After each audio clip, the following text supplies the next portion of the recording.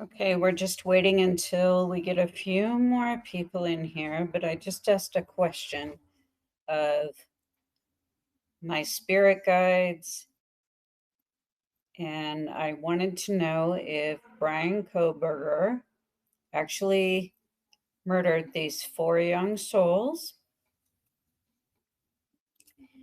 and the answer was no. And I do this every single day, guys. So then I asked, does he know who did? And it said yes. So we need to look at somebody that had lighter hair than Bryan. And we need to see if they were involved somehow.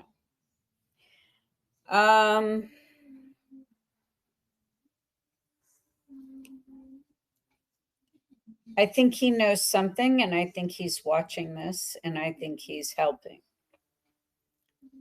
So that's why there wasn't a lot of like emotion from the defense after the sentencing, during the sentencing.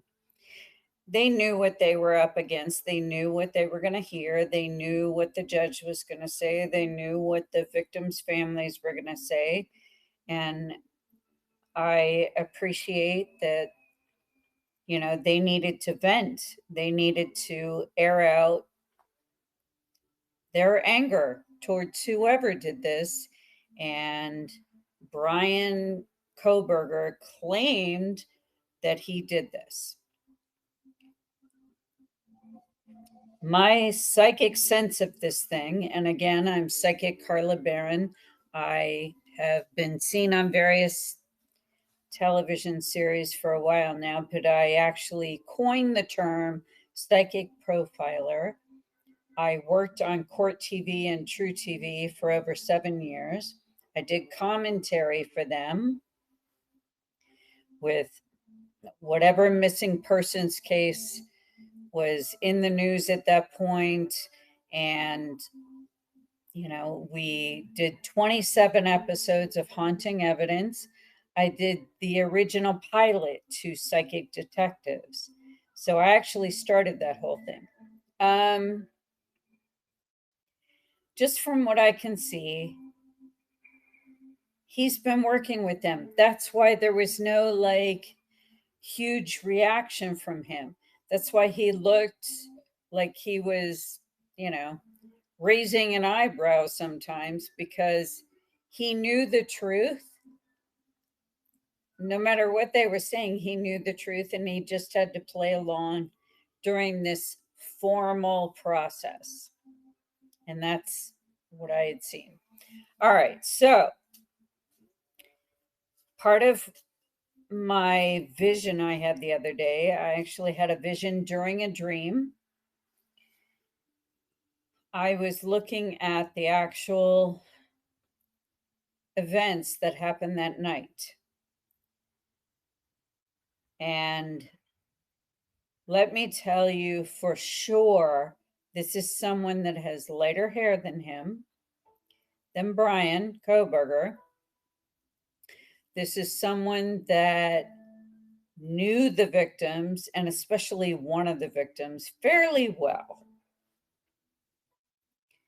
Maybe even dated one of the victims, and I'm talking about a female victim. Were they targeted for that reason?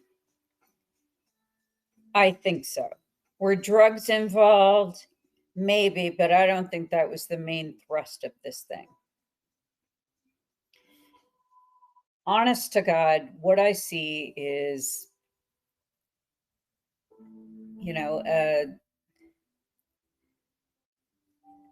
I see the female victim, and I believe it was Kaylee, who actually rejected somebody and did it in such a way that she didn't realize what she was saying was going to be was going to be taken in that particular way. I think that she didn't realize she triggered something in this individual who is used to having every single thing that they want. Okay. That was part of the profile that I did psychically on this killer. They were used to having everything they wanted. They were spoiled. They were privileged. And they were part of this group that used to hang out in this house. Were they cleared early on? That's one of the questions I want to take a look at. And I think I'll do that first. And then I am also going to entertain questions from you guys. Let's try to behave ourselves during this thing, because if I don't know you, I'm going to be cautious with allowing you to speak. But I will try to be fair. Okay? All right. So anyway, let me take a look. Was the person who actually committed this crime, were they at this house before? Were they used to going there? Had they been there before? Let me take a look.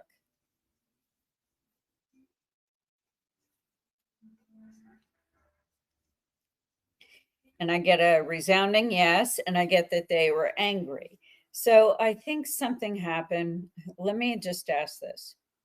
I'm not going to assume anything. I am going to ask, was this male individual rejected by one of the victims in a sexual way? Were they rejected? Either sexual or romantic or both? Were they rejected?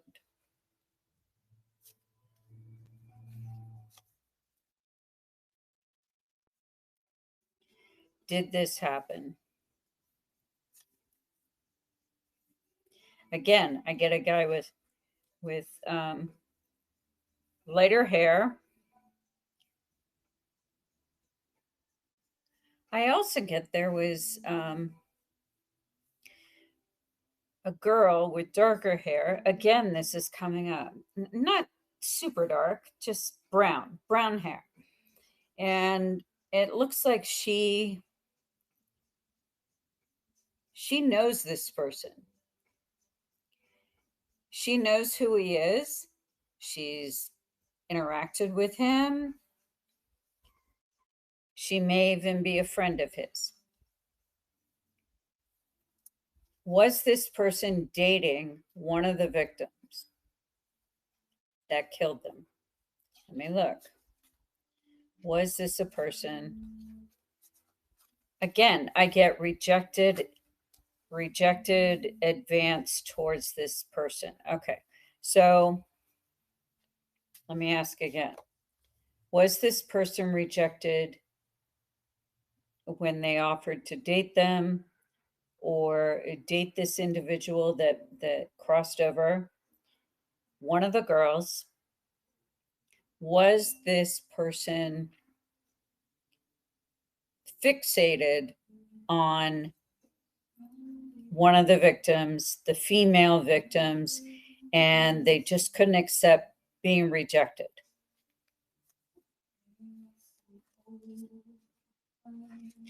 I again, I am almost getting that it went so far as to, it may have even been a hookup between one of the victims, female, and this person, where they thought, this is the woman I'm going to marry one day. And they actually talked about it, and it spooked the girl. I get that she was like, oh my God, step back the hell up. No, no, no. And, I think it was like maybe they had sex one time or two times. And all of a sudden this person is thinking, okay, she's the one I'm going to marry. So whoever this individual was, They seem to be a person, a guy, a male who has lighter hair than Bryan, that appears to become fixated right away because they feel like, once they've attached themselves to somebody, that they own them, that there's some sort of possessive, I own you now and that's it, and we're going to get married. And I think the female backed up a second and said, hey, wait a minute. Like, this was just fun, but that was it. And I think that's what caused this situation to start spiraling into a premeditated plan. I get that this individual was seething for a little bit before this happened. I also get that they know their way around knives and weapons, but mostly knives. And they could even have like a hunting background. They've gone hunting before. The knives are comfortable in their hand. This person is right-handed. Right-handed.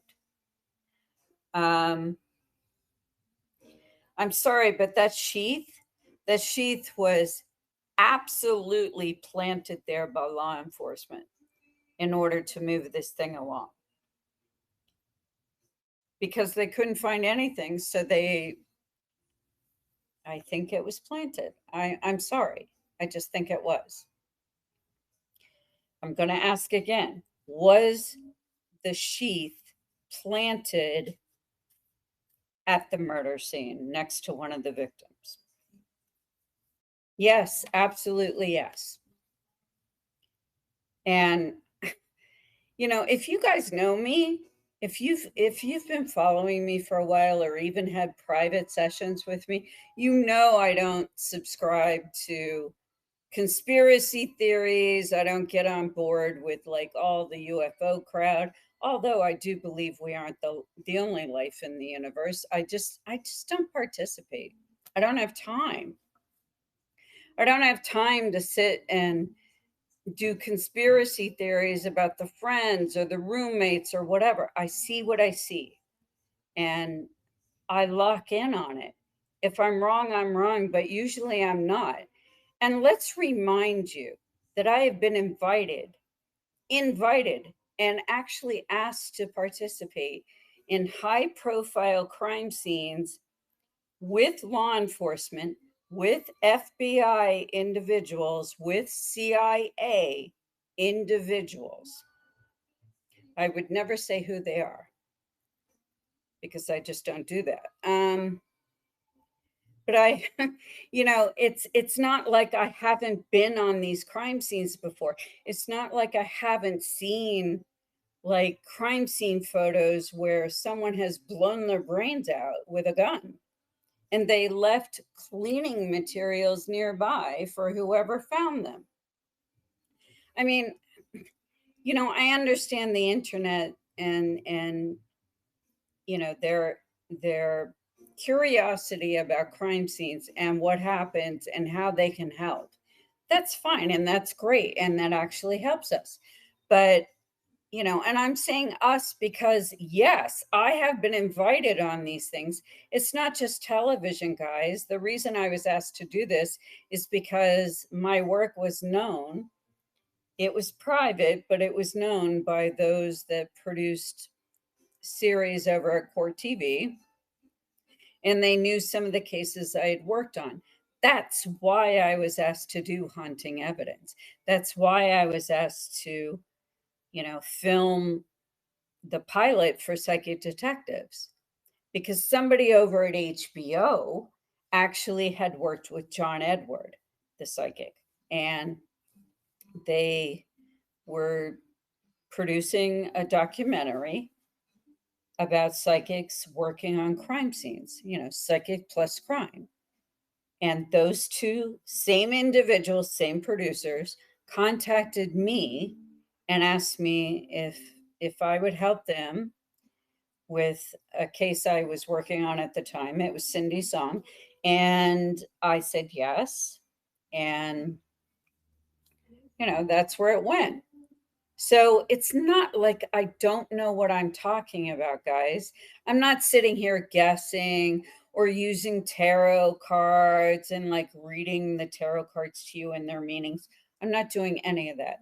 I use regular playing cards in my hands as a physical thing that creates a rhythm for me and that actually helps me with the images in my head. And it moves each frame along. It creates a personal rhythm.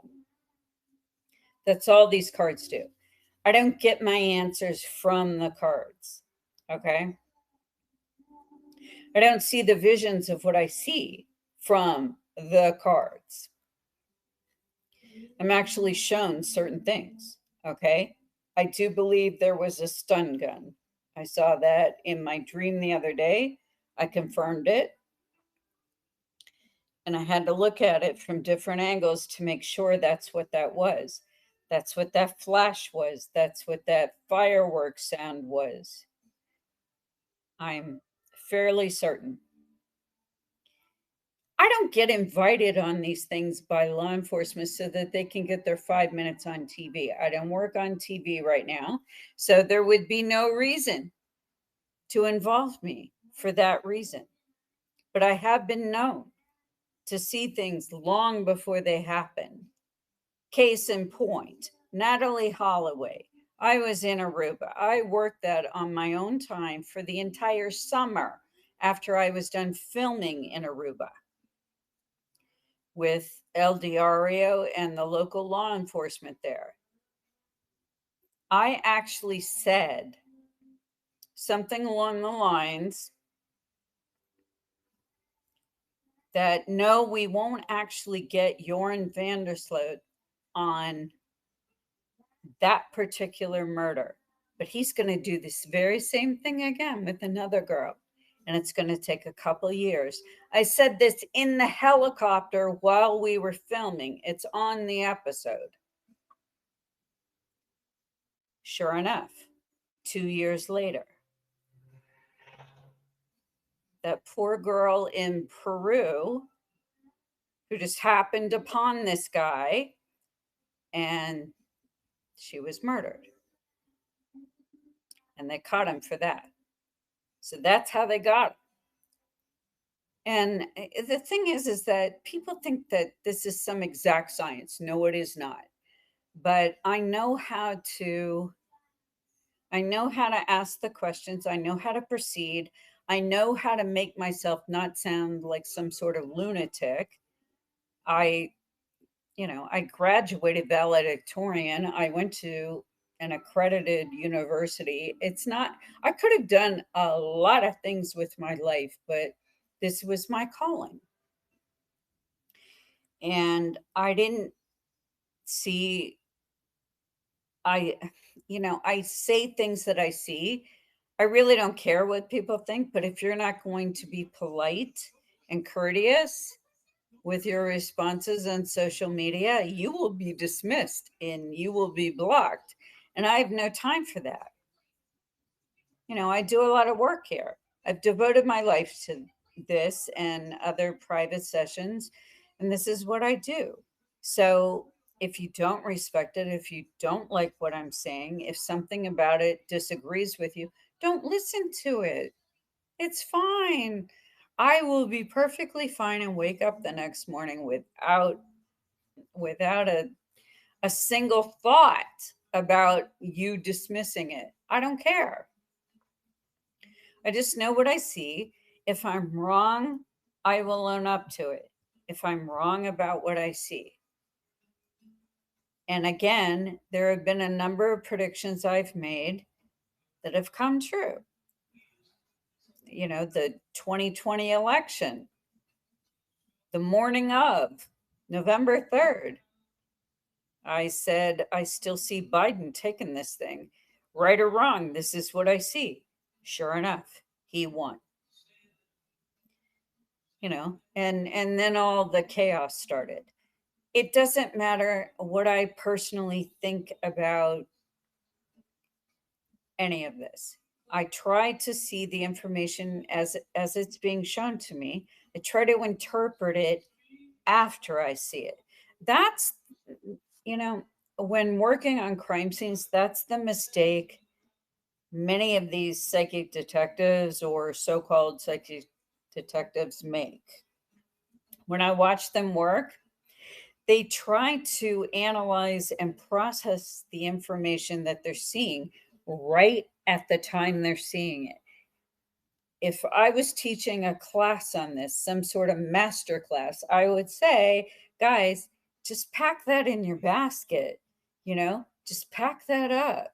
We'll unpack it later. Don't try to make sense of what you're seeing right in the moment. If I could teach a master class, that's what I would teach. You look at these details, you look at the evidence, you look at what's happening, and you piece it together later. Those two actions are in different sections of the brain. Okay. my gathering technique is definitely in a different part of my brain than my analyzing. I know it is because I sense it differently. And when I'm piecing it together, I'm shown how it pieces together. Many times I am surprised by the result and what I see on a crime scene. So you can negate what I do all you want, but most of you listening to this and who will listen to this later have never worked a crime scene. I have.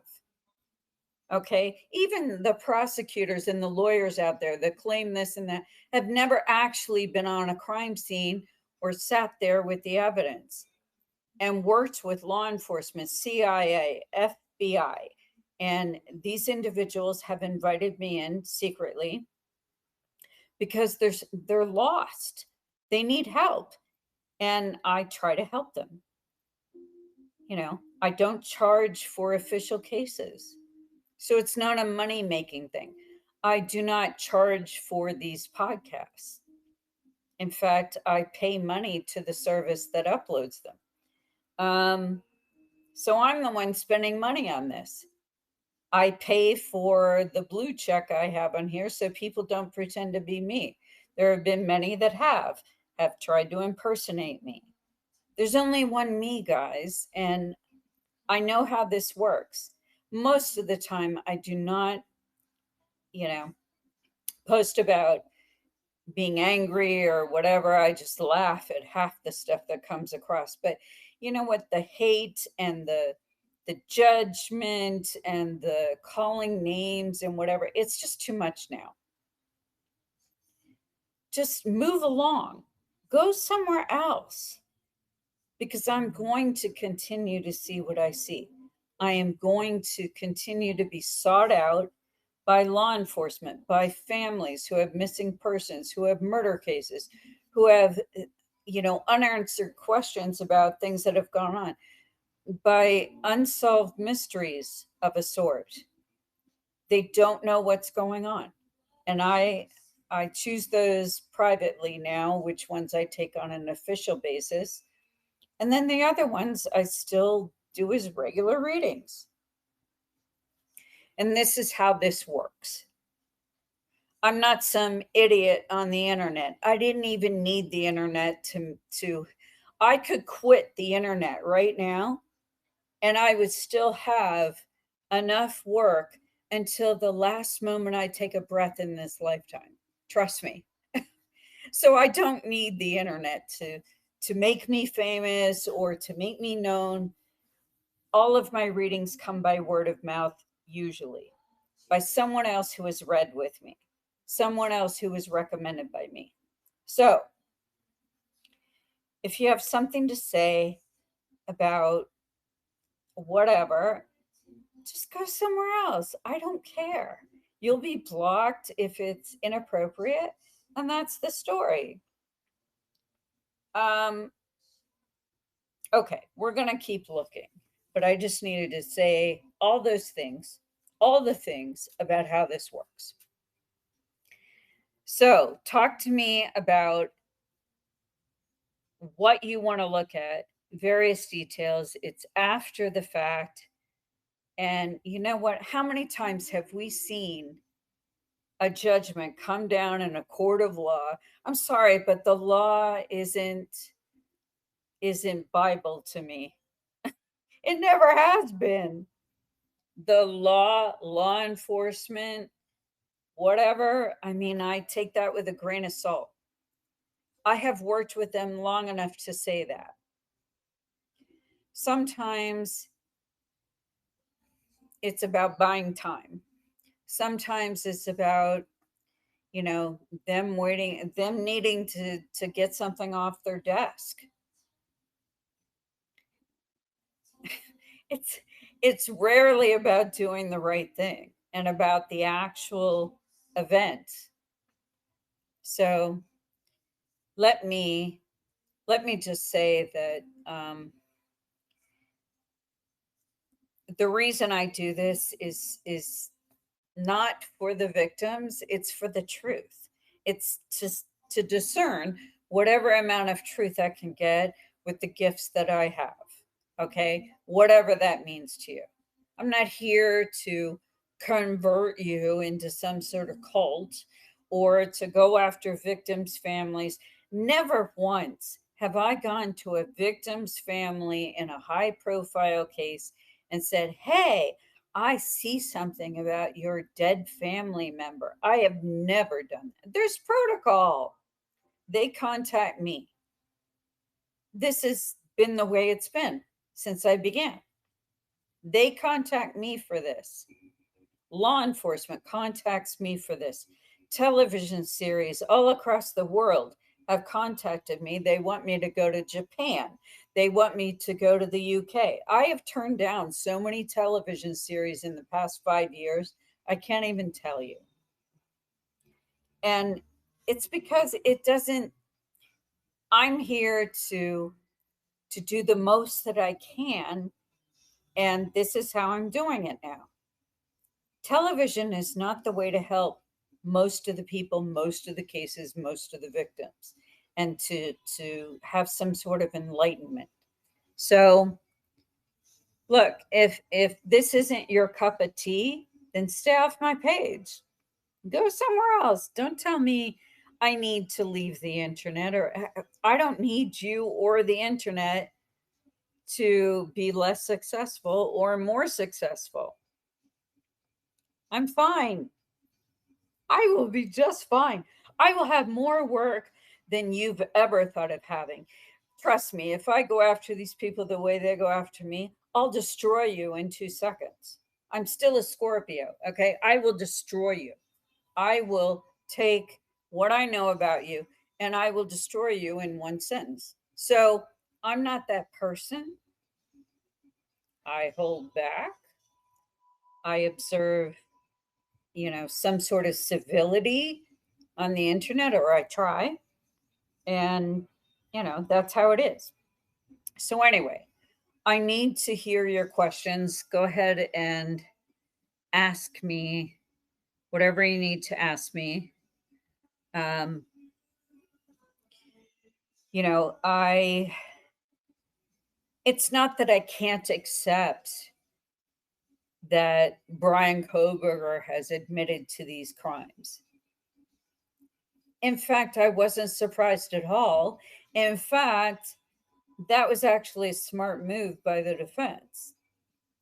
He has a target on his back and he has been threatened. His life has been threatened. And this I've seen. I've posted about it and I've seen this. So for him to do that was actually a smart move. Are they continuing to look at the case? Yes, they are. Behind the scenes. The truth will come to light, trust me. This is not just at this point over because the prosecution laid it to rest and he's in prison and there's some prison gang that's going to go get him.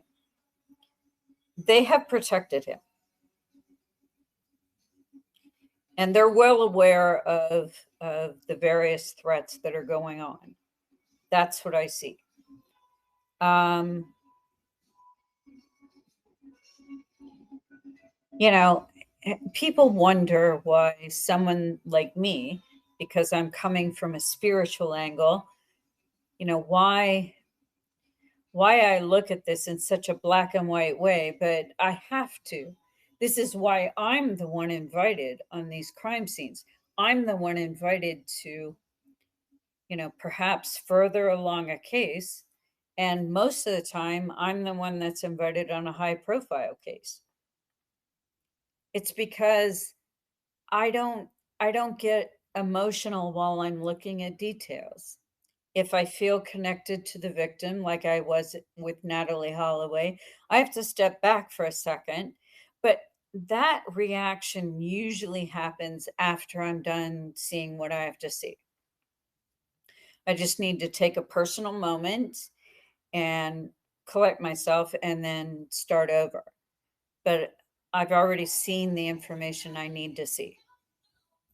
So I don't get I don't get deterred by emotional connections to victims' families, or they need justice, or they need revenge of some sort. That's not the best approach to getting the answers that they need. The answers are coming. I guarantee it. They're coming. But to just take a scapegoat and say, okay, we're going to pin it on him. And oh, we had the DNA on that snap, and we had him we have him hitting these cell towers, numerous times in the area. First of all, I've already indicated that I have severe OCD. So I I am known to be up at 3, 4 in the morning. I am known to be walking around pacing. I know that life because I live it. Am I a serial killer? Am I a murderer? No, I am not. But I have the same affliction, guys. I know what that is. I wear these, you know, these disposable poly gloves, that are for food service. I buy them 10,000 at a time. I buy them in bulk because I have OCD where it's not about like everybody who has OCD has different rules. That's what I've noticed with, people that suffer from this. But it's a rule where, you know, if I've been outside where I live, and you know what, a lot of this happened because of the work I do and because of the crime scene photos that I have been up close and personal to, because of the mutilation that I have witnessed firsthand. I've been in the morgue. I've been in, you know, um, on crime scenes where they have just discovered the body and the blood is still there. I mean, I've seen all this stuff and I've been threatened. I've had my life threatened numerous times. That's why I keep my private information private. I've had Joran Vandersloot actually threatened me. I'll say that out loud. I don't care because he's in prison at this point, but he threatened me through somebody that was writing to him in prison. And I was his type. I was blonde and blue eyed, and I was his type. And he made that known to the person that was, fangirling him in prison. And she wrote to me and she sent me what he said. She sent me screenshots. I was a little concerned, you know. Um, he knew who I was. He knew I said he did it. And this is before they caught him for killing the girl in Peru. So, I've had this happen to me where I have to hide. So the OCD was a natural progression of all that. I'm lucky that that's the only thing that's wrong with me pretty much. I'm lucky because other people that go through these kinds of traumatic events um, have more serious things happen. And I'm fine. I manage it, and it actually helps me be more psychic on these crime scenes. I actually am more detailed because I have OCD. I see details that the lawyers miss, that the prosecution misses. I see stuff that they're like, "Oh my god." And I have had that said to me numerous times while I'm working on something. They said, "How did we miss that?" And I said, "You know what? You're looking at bigger picture. I'm looking at details." So I don't blame the internet and those that are looking at this as a science and they want to help and they want to work on this, but there's a proper way to do this and there's an improper way to do this. When law enforcement says that most of the time it's annoying from psychics when they call in with their messages or their readings or their impressions, I agree. I have never called in with my impressions. I'm usually asked to do so. The only time that happened, um, there was one time where I did that, and it was in Colorado. So, but that was the only time. And I don't need to go into the details of who that was. But it was the only time where um, I had called in because I had seen something that this victim was still alive. And I thought that it was important that they know that. At this point, they didn't really know who I was. So um, I need to know if any of you have questions on this case. I know you do. So now's your chance to ask me. It's after the sentencing. You've seen what I've posted recently. What questions do you have? So ask me, request me right now, and I'll put you on. If not, we're going to have to wait, guys. So if you have questions, if you've been working this on your own and there's just something that's bothering you about it, ask me now.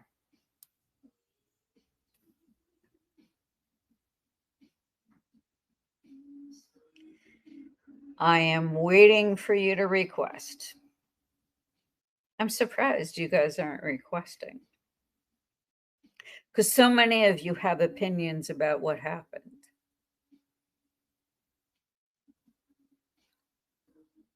It's okay. I'll just keep going.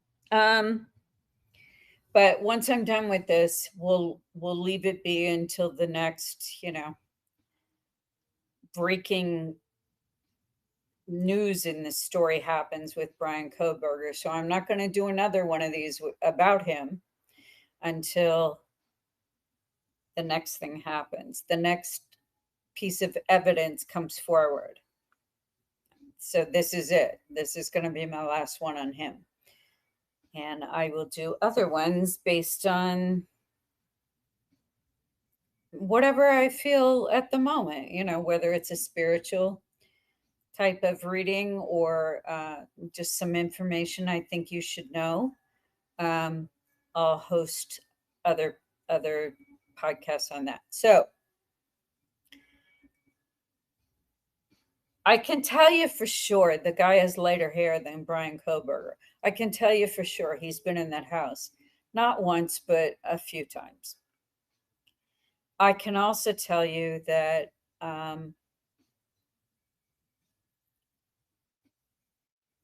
I know the question came up: is there more than one killer? How could they have done that in that amount of time? And I saw that there was somebody looking out, and there was somebody that was very adept with, and I'm telling you, it's because they either they're an experienced hunter and they know how to use a knife. They know their way around a knife. And I'm telling you, they're quick. So they know how to skin an animal. They know how to prepare an animal once they've hunted. This is someone that's very quick. And I also get somebody that had an obsession with one of the victims.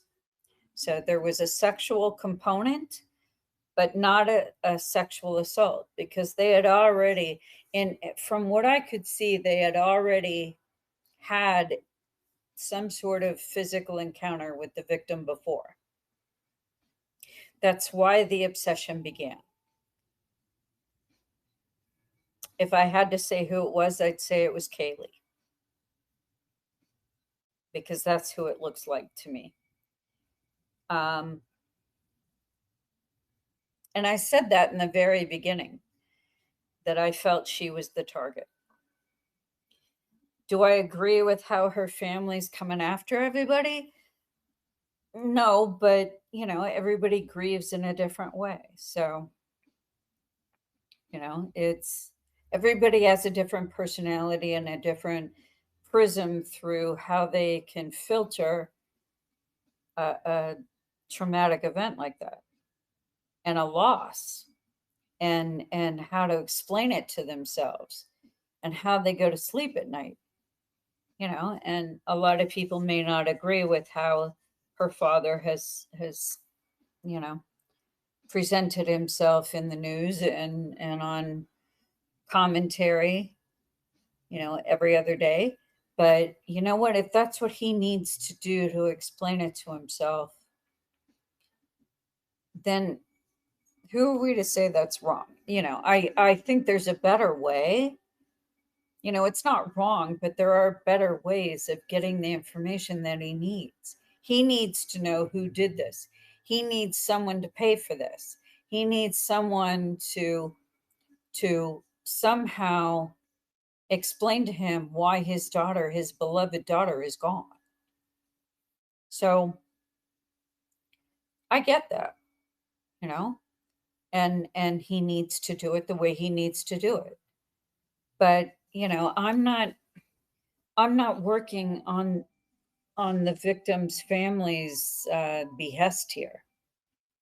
This is something that I felt connected to from the day it happened. So there's a reason that I started looking at this. I am not monetized on this platform. I do not care how many hits I get. I don't care how many people listen to this podcast. I do this as a way to pay back for, all the great things that have happened for the path that I've set out this lifetime. I do it as a thank you to, the people that have followed me and have been appreciative of what I've given so far. And that's why I do this. I don't care about, you know, securing X amount of dollars for it. First of all, I will always have more money than I need this lifetime. I'm very fortunate. So it's not about money for me, guys, ever. It's it's been about the puzzle and trying to figure out what happened. But doing it in the best way possible where I'm not shooting myself in the foot, by continuing to take a look at this. Again, you know, I'm not one of those psychics that gives a million disclaimers that, hey, this is a psychic reading for entertainment purposes only. I'm sorry, it's not for entertainment purposes, because I've been asked to be involved by law enforcement and by the officials, federal officials, to work on these kinds of cases. I am a known expert in this field, this particular branch of this field. So when they're lost, they're confounded by information that's not coming forward, they call me. Do I post about it all the time? Hell no, because I'm told not to. Do I have my private readings recorded? No, because that was part of my contract with Court TV for 7 years. There's certain protocol that I have to follow, but other than that, I still have a personality and I still see what I see. And that's why this podcast was born, so that I could actually say what I see. Right or wrong, this is what I see. These are the same methods I use to work on other cases that I'm invited on. Same exact, nothing different. Bottom line, Bryan Kohberger knows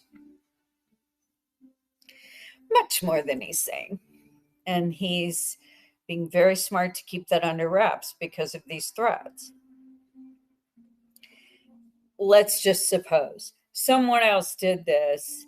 They know Bryan. They can get to Bryan just like anybody can write to him in prison or whatever, or call him or contact his lawyers or his family, and they can make their various threats.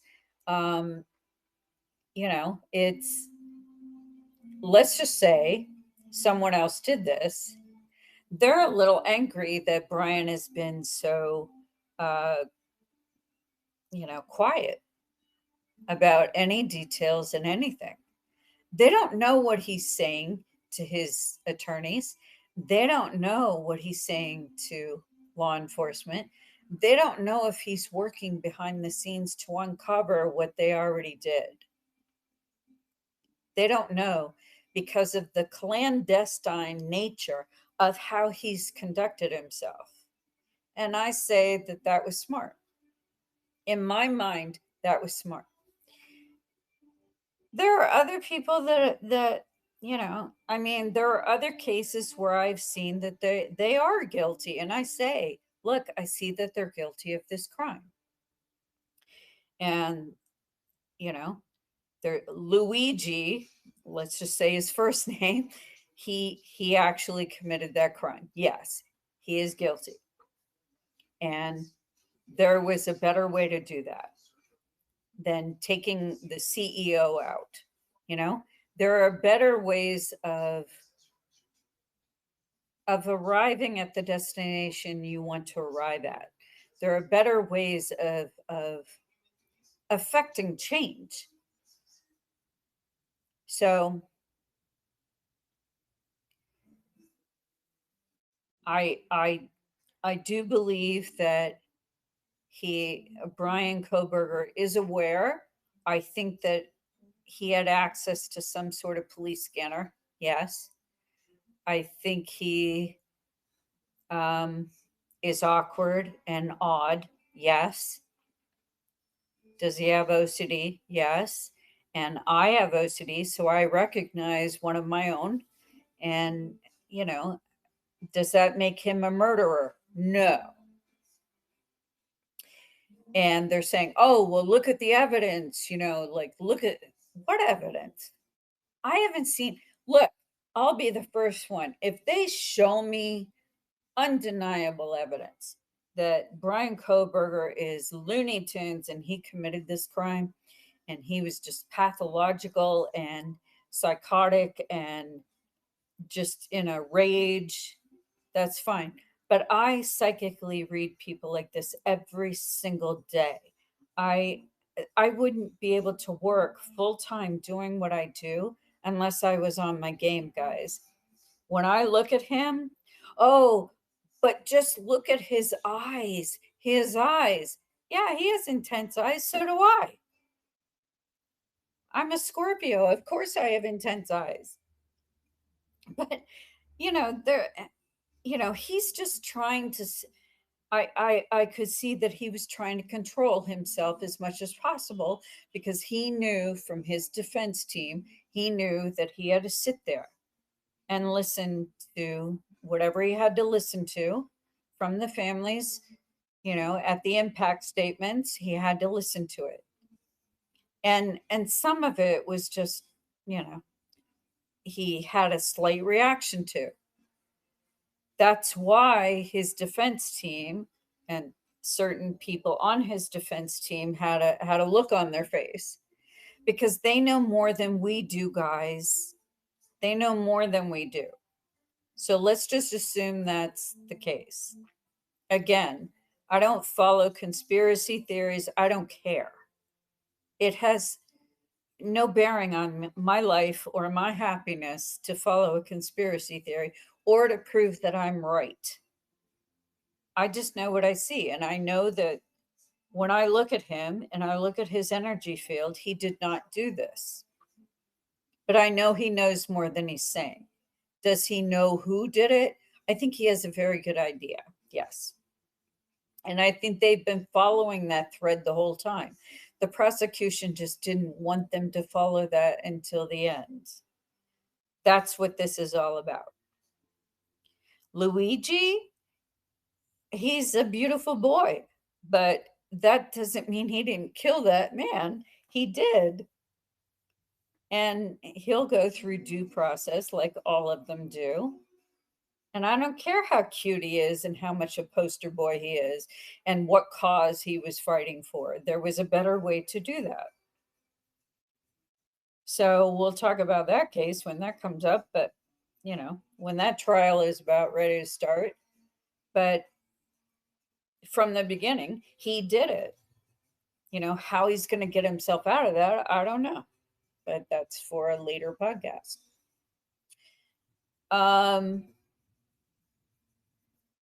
I think Idaho needed this to go away. They had a lot of money riding on this. They had a university that was going to just lose everything. They had no resources to really follow up on this the way that they needed to. Did they collect any information that actually incriminated Bryan Kohberger to the point where he is being sentenced to death? No. So I think the threats and all that contributed to how fast this thing was moving at the end and why the surprise plea deal happened and why he took it. Because I'm telling you, the threats weren't the normal kind of threats you just get from the internet. They were the real kind, like I was used to getting. I have gotten the real threats on my life, guys, real threats. That's why I hide. That's why I'm by myself here. That's why I don't really share a lot beyond what I've shared.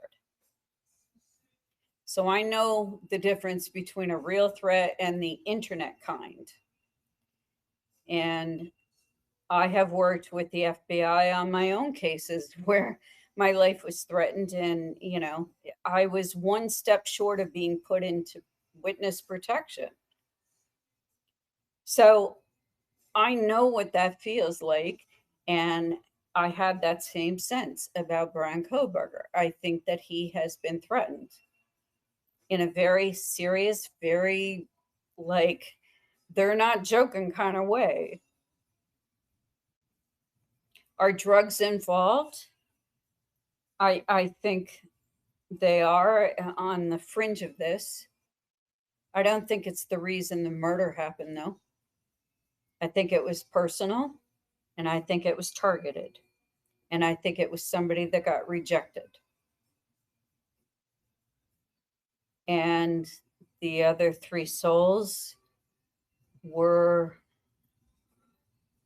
I'm not going to say they were collateral damage, but they were on, it was something where they had to cover it up.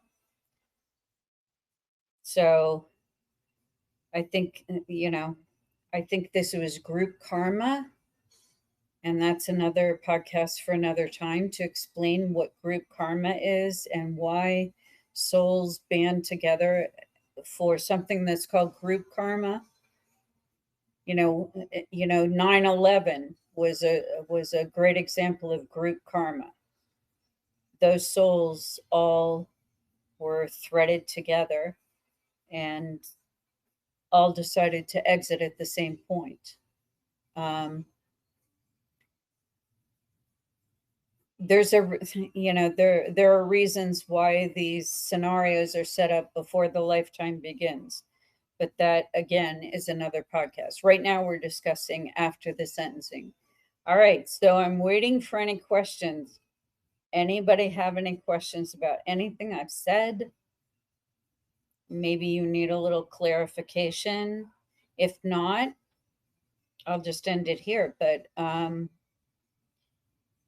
I do want to look at one thing myself, though, while I've got you here. I want to look at how long before we hear like some sort of advance in this story? Like I'm telling you, I don't feel this is over. I feel like more details will become clear as we go along. Do I think Bryan is working on his own case? Yes, I do. Do I think he's putting together a case behind bars? Yes, I do. Do I feel he's working with law enforcement behind the scenes? I don't know if it's that law enforcement. I think it's more like private investigators. So let me just see, will any new information come to light that will exonerate? Let's use the word he used when he was first arrested. Is there any new information that will come to light that will exonerate Bryan Kohberger in the future timeline here as we go along while he's in prison? Okay, there he is.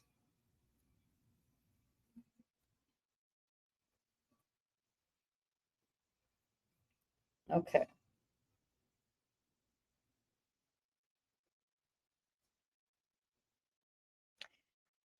Okay. I do believe so. I think they have to be very careful because there's certain people that are in power that do not want the truth to come to light about this case. Too much of a price has been paid thus far. Other people have lost their lives that could have been potential witnesses, that would have been for the defense, that would have unraveled the prosecution's perspective on this case regarding Bryan Kohberger. Um, what is the timeline saying as far as the next piece of information that will illuminate this case, that will bring it out into the open, that will show us what's happening for real, not just these little pieces of nothing information that's come forth so far?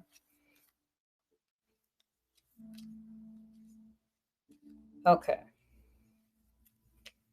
Well, it looks like somebody that's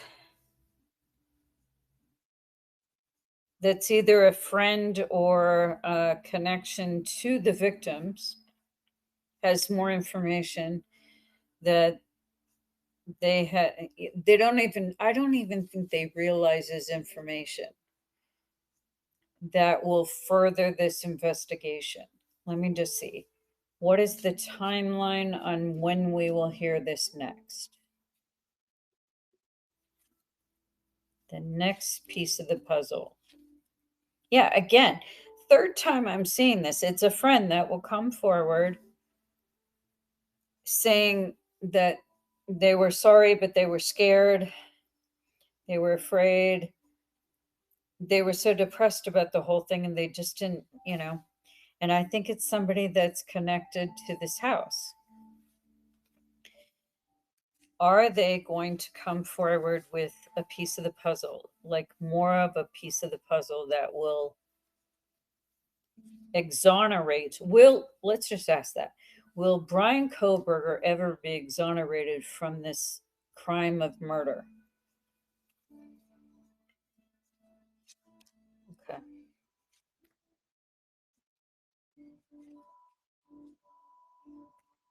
Okay.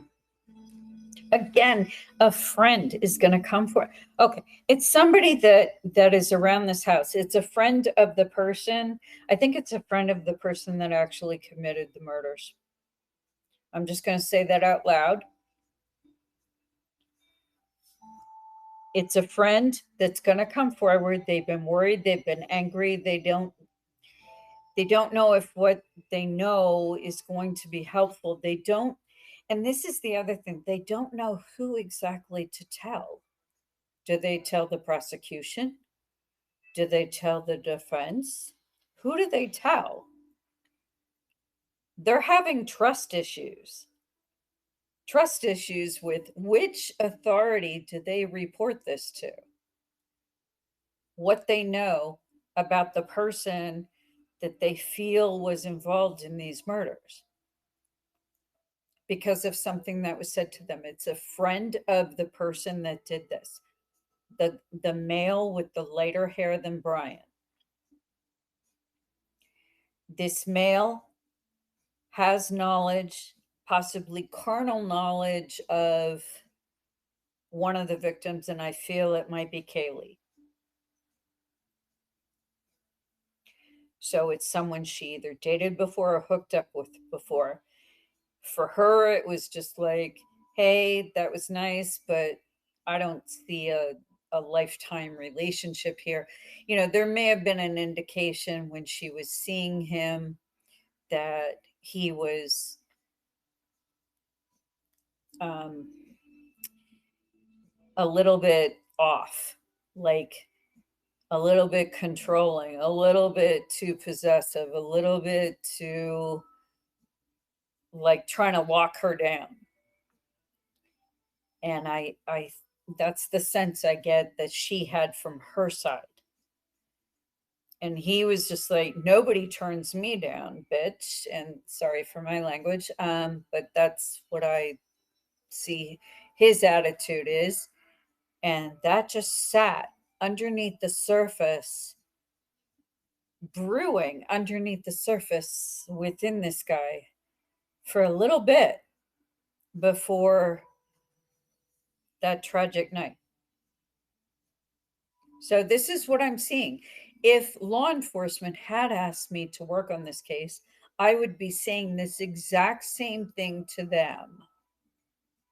I'm not altering it because I'm on some podcast on Twitter X, you know, saying my thing.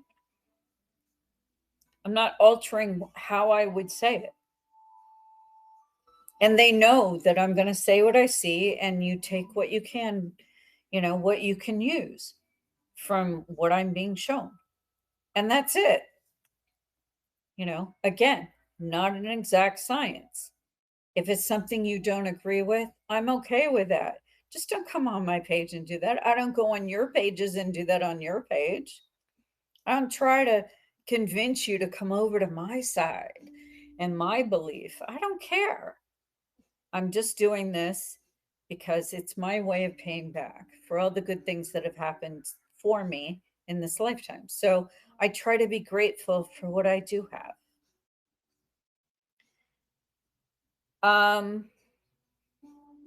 Okay, one more. I wasn't getting an answer on timing.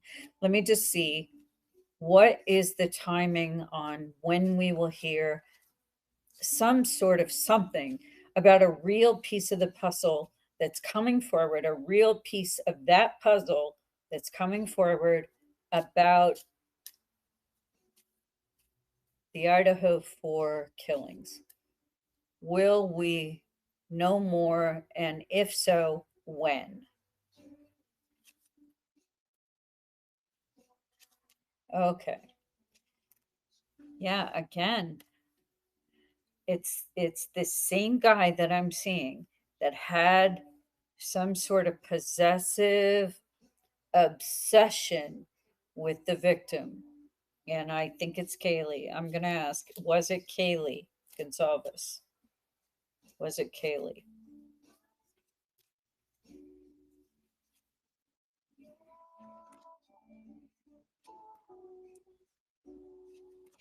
See, I think this person,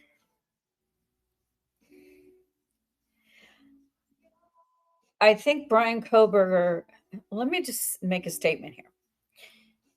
I think Bryan Kohberger, the reason he's involved in this and the reason that he's going along with helping them is because he overheard something or saw something. The one thing about having OCD, it makes you extremely observant to the point of people don't want to be around you when you're in that mode, you know? It's extremely observant, and it's like you can't stop until you get to the end of it. And I think he saw something or heard something, he knows something And I think his curiosity, again, the OCD, when it's severe, you can't. That's why I kept working on crime scenes after I was done filming. I couldn't stop until I was done. I couldn't sleep until I was done. The nights I was filming for Hunting Evidence, I think I got like the most sleep I got was like 4 hours one night, but most of the time it was like 2 or 3. The whole time I was filming, I can't stop until I get to the end of it, the end of that rope, the end of like the thread that I'm on, that path I'm on. I got to keep going. It's part of the OCD process. It's like you can't leave it unfinished. And I think that's why Bryan Kohberger was perfectly fine with going to prison in an isolation chamber all by himself in a protected wing, because he was going to be alone with his thoughts and this train of thought anyway, and this train of investigation, and trying to uncover everything that he could. I don't think he's stopping. I don't think he's going to sit there and just, read books and get on the internet and talk to his mother. I think he's working. I think he's working behind the scenes to uncover the truth about what this is, because it's a sickness. You can't stop until you're done. I just learned to parlay that into a TV series for myself. So, but it's a sickness that happened because I was working on this stuff. It's not something that is trivial. It's real. My father tried to put me on medication for it. I said no, because I won't be able to see what I have to see. I won't be able to work. So he, numerous times before he died, tried to write me a prescription. I said, no, thanks. No, I'm good. Because I think part of the reason I'm this intuitive and I am this detail oriented and I see things that other investigators miss, because I can't stop until I'm at the end of it. So, as long as someone respects that process, I'll be with you until the very end. If you don't respect that process, I say bye bye. I'm gone. I'm out. And I've done that a few times where I've walked out. So as long as the process is respected, and um, you're understanding that I'm just seeing what I can see, and there's no judgment, and you're grateful that I'm taking a look at it, then fine. So anyway, I went into a lot about this process, but I think it needed to be said, because a lot of people think that I'm just some, psychic with like some neon sign outside my door that says reader advisor, and I work on some psychic hotline. Hell no. It's not, and I'm not saying those people can't make a living doing that, but it's just not who I am. It's not the reason that law enforcement decides to engage me in various high profile, very well known cases, which I have not mentioned because I'm not allowed to. So if I'm given a set of protocol, I know what I'm allowed to say and what I have to keep under wraps. And I'm very chatty Cathy. I say a lot of stuff, but I will not say the stuff that I'm not allowed to say. So just know that.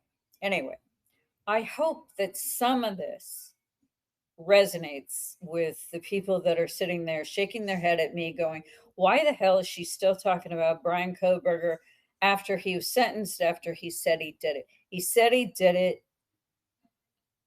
to avoid the death penalty while they are trying to uncover the other details that they needed time to uncover, which they were not afforded. And the prosecution was never going to offer a plea deal. And then, certain job things changed over there in Idaho, and certain, and certain, let's just say a lot of politics was happening, and uh, a lot of things needed to be readdressed, and this was perfect timing for them. So it was a win-win.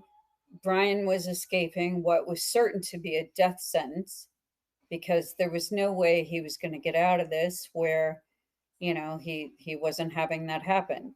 um, I don't defriend every single person that's accused of committing a crime. Like I said, Luigi did this. Sorry, buddy. I don't care how cute you are. You did that.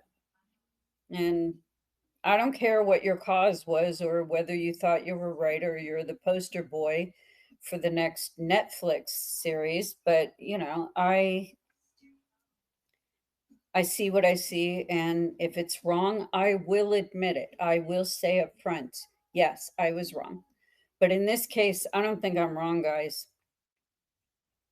And I think Bryan, if it were me and I were Bryan Kohberger, I would have taken that same deal, because he is odd, he's weird. I'm a little bit more personable than he is, and my social skills are a little better, but I have the same level of OCD he has. Trust me. The people that read with me and know me privately know that I have like weirdness about me, but I make it work. Um, and I'm still happy, and I still have a life. So there's ways of getting around it without taking medication, and without, all that. But I know that whole thing. I know that life of living with OCD to the point where, you know, like, you have to deal with it right when it's happening, and I've actually had to do that. I have to deal with something right then and there, and I will schedule your reading half an hour from now because I have to take care of this right now. And you know what? My clients have been really nice to me, and very understanding, and they understand that when I have an OCD thing that presents, that I have to do it right then and there. Um, but other than that, you know what? I'm grateful for everything that I've been given. So if that's the worst thing that happens to me, then I've had a good life, you know. So anyway, I am going to wrap this up. Nobody has any questions unless you come in. I'm giving the final last call for any questions. Nope. Okay. I'm going to wrap it up, and I'm going to say until next time. But the next time we talk about Bryan Kohberger will be when a new piece of information comes to light about these murders. Okay. And I appreciate those that came forward for the live. And I will have this up on the platforms. We are now up on YouTube as well. So this should be within the hour. Okay. And I'll talk to you guys next time. Bye bye.